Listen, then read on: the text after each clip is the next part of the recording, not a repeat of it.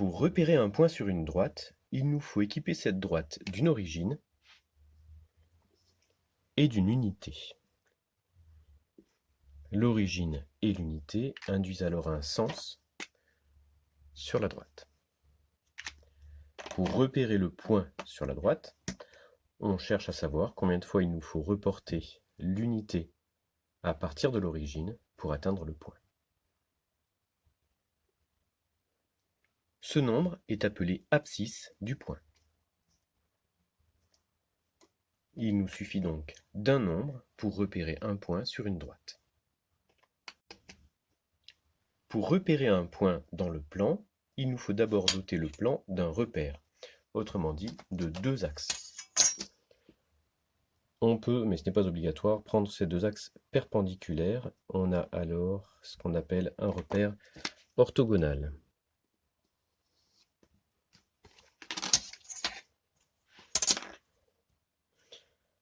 Le point d'intersection des axes est l'origine du repère. Le deuxième axe doit lui aussi être doté d'une unité. Si on prend la même unité que sur le premier axe, on a ce qu'on appelle un repère normal.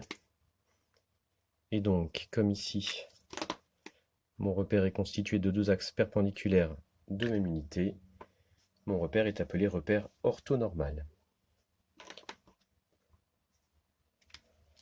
Le premier axe est appelé axe des abscisses, le deuxième axe est appelé axe des ordonnées.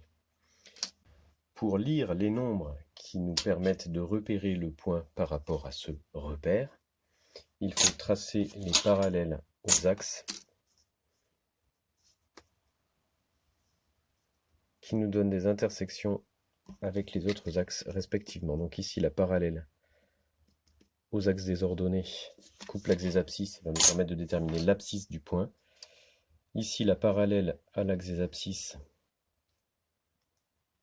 va couper l'axe des ordonnées et me permettre de déterminer l'ordonnée de mon point. Ces deux nombres, abscisse et ordonnée, forment ce qu'on appelle les coordonnées du point. Pour repérer un point dans l'espace, il nous faudra équiper cet espace d'un repère constitué de trois axes, un axe des abscisses, un axe des ordonnées et un axe des côtes ou altitudes sur lequel on viendra lire le troisième nombre nous permettant de repérer un point.